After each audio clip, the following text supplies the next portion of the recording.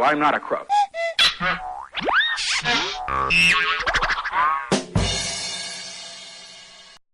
We are Candor Talk Live, the new progressive raw talk show discussing current hot political and social topics. The host is DICESI, www.candortalk.com.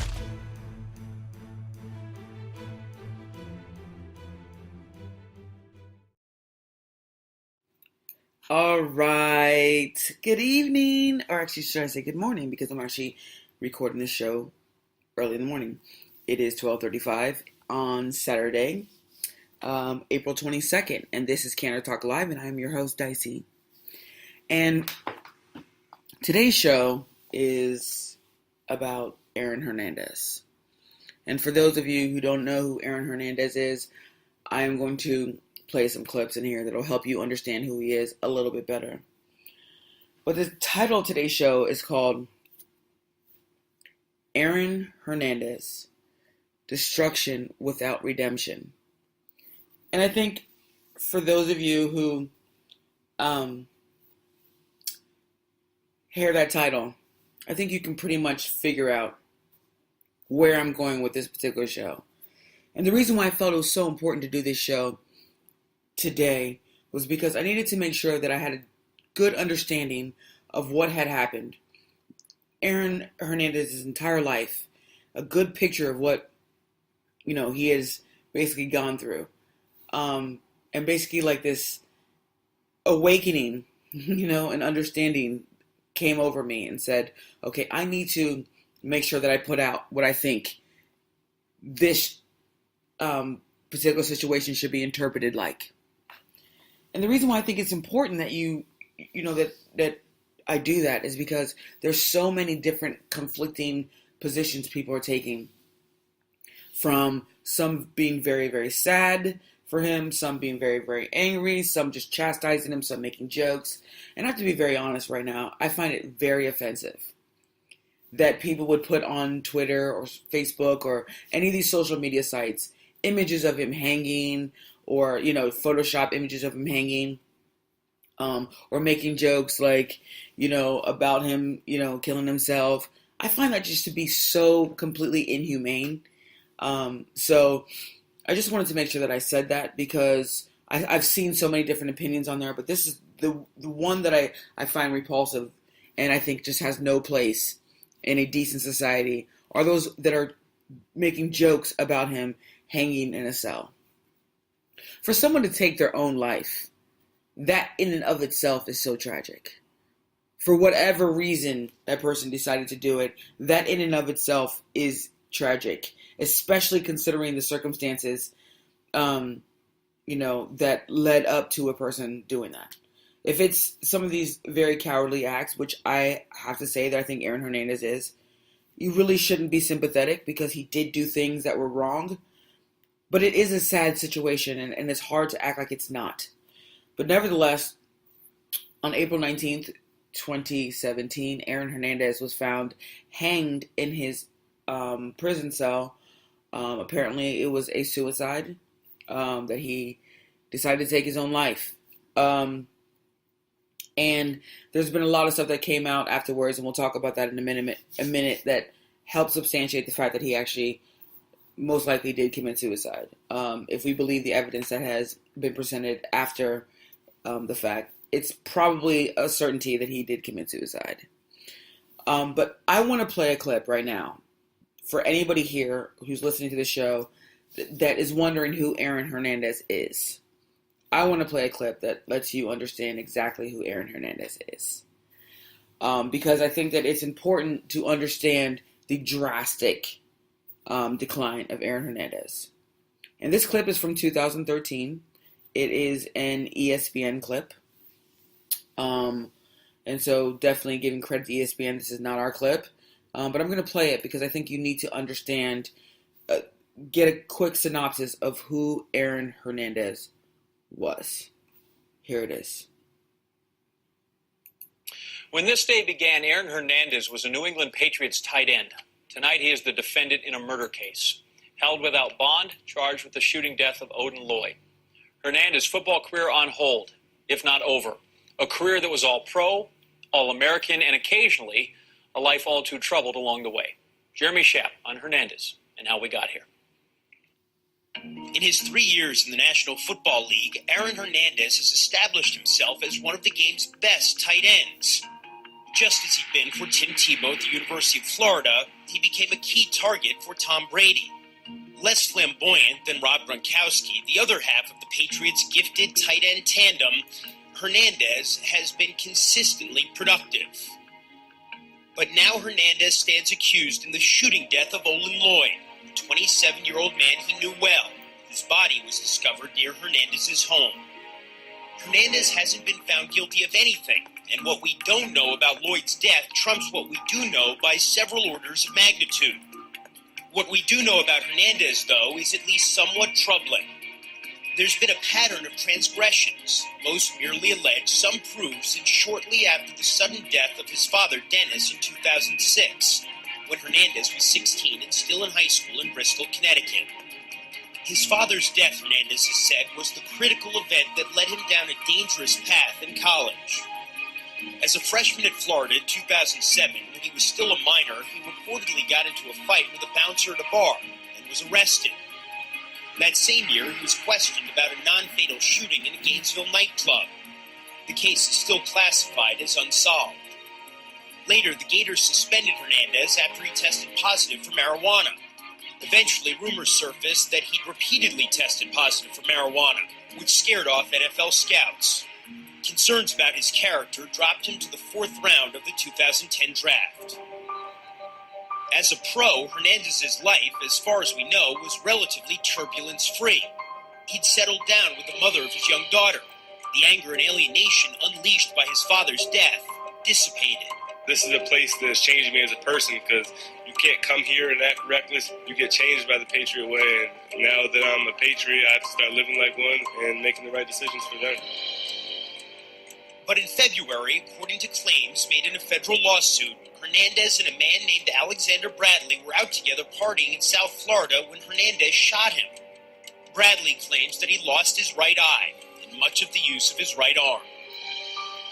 Today, that suit can be of no more than secondary concern to Hernandez, as he defends himself against allegations that could put him in prison for life.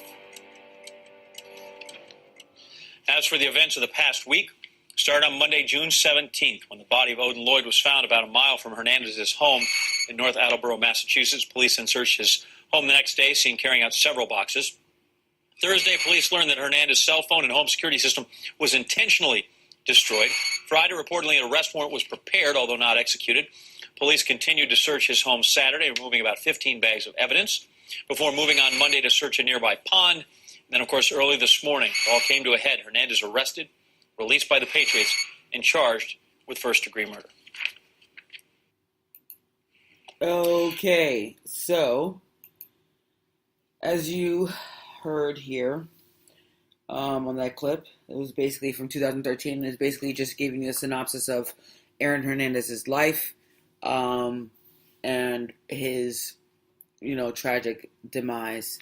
But I think the most tragic part, obviously, is the fact that he ended up taking his life. But however, and I say it's tragic from the perspective that it's someone who had so much promise, who had literally opportunities that, majority of the country will never, ever, ever get.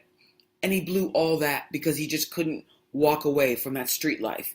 He couldn't walk away from being a thug. He couldn't walk away from that fast-paced, out of control, outlaw type lifestyle. He got involved in drugs and, gang banging and everything. And it's the thing that's most sad and frustrating about the whole situation is that it was such a drastic decline in like 10 years. He was a college football star at 17. He was drafted by the New England Patriots at 20. He signs a $40 million deal with the New England Patriots at 23. He becomes a convicted killer at 25. And then he dies from a suicide at the age of 27.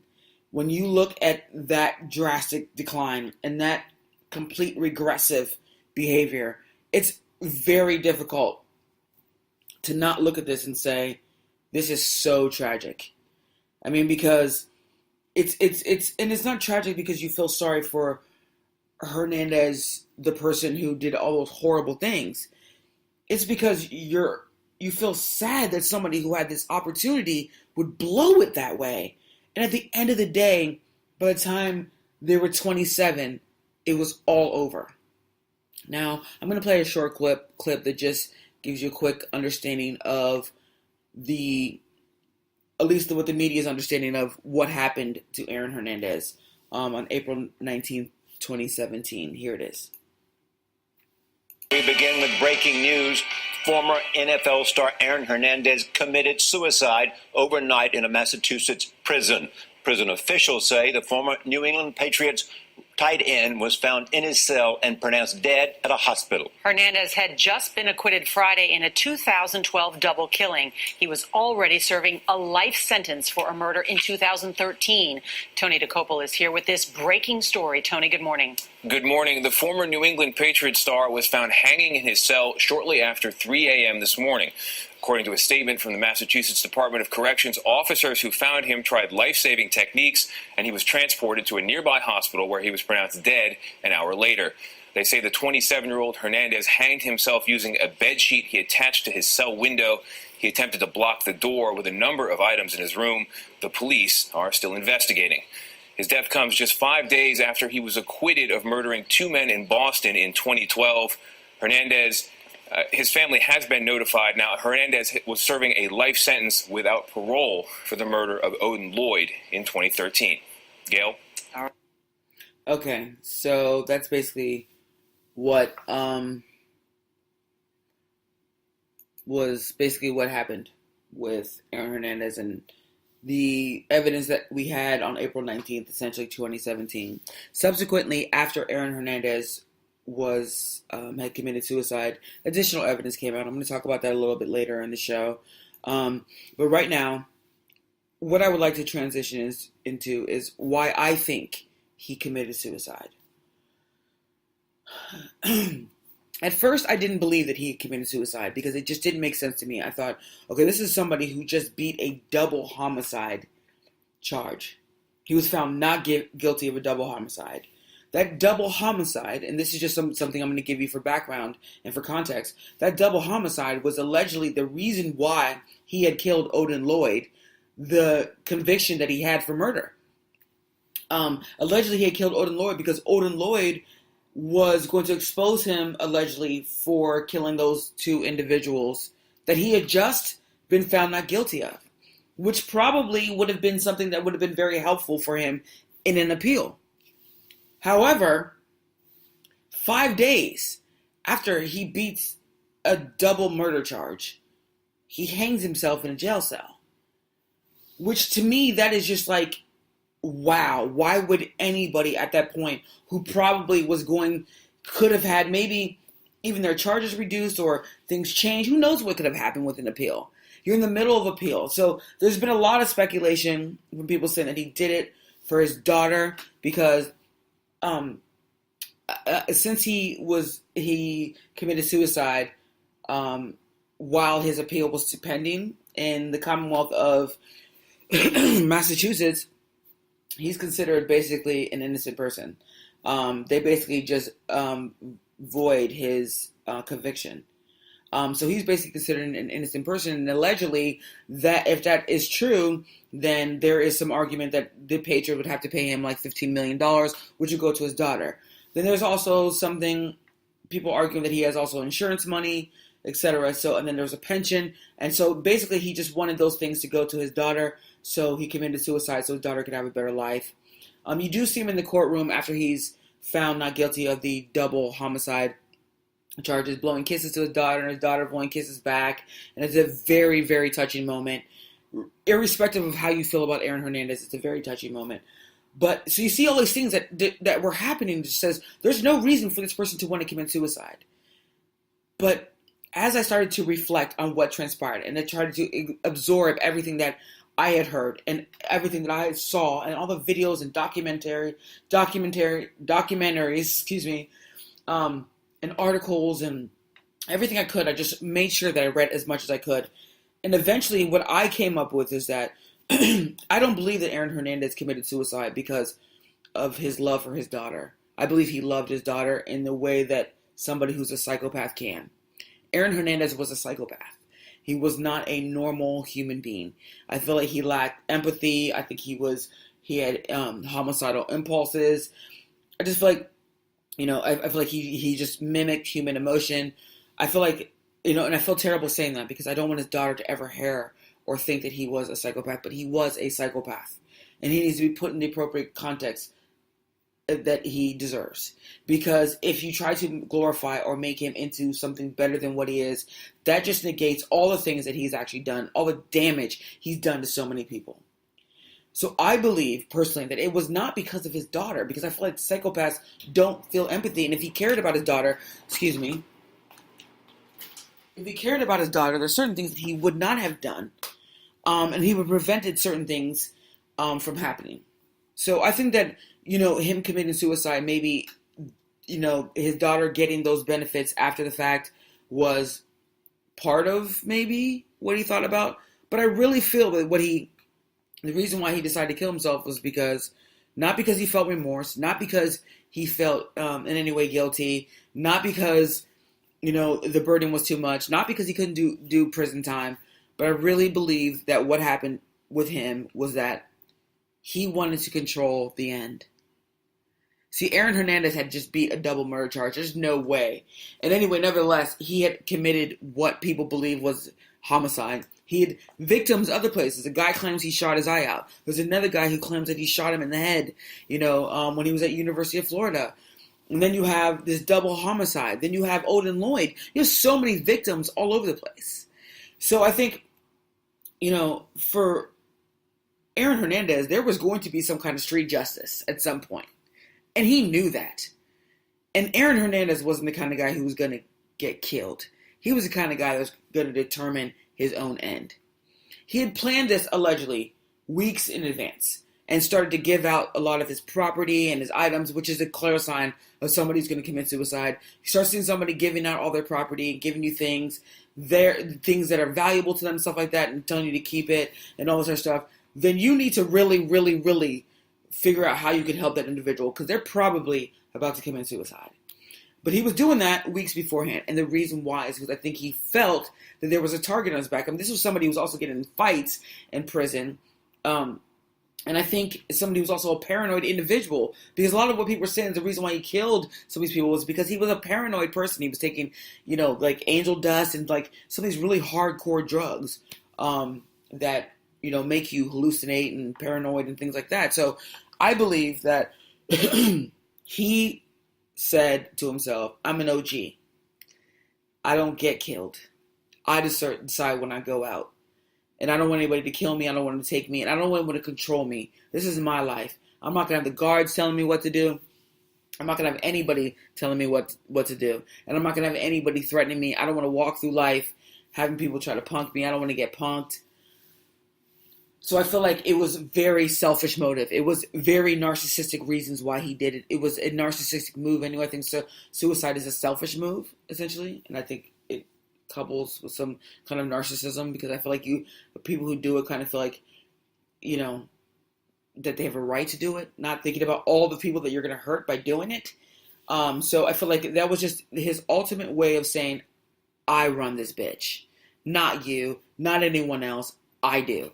I'm not going to sit here and, for the rest of my life in this bitch, you guys do not control me. That's what I think. Because there's nothing that I've heard so far that ever says that he said, I'm sorry to the Odin Lloyd family. I'm sorry to the other victims that he was allegedly at least around the double homicide. There's no dispute that he was in the vicinity or in the car, but they're just saying he wasn't necessarily the one who pulled the trigger. And so the thing is, there was no redemption. There was no apology. There was no request for forgiveness from anything we've seen so far. And I'm not saying maybe in his letters to his daughter and his fiance, maybe he said those things, but he didn't even leave a letter for Odin Lloyd's mother, who I felt of all people deserved to hear from him at the end in his final days. So for me, it's essentially when you look at this particular situation,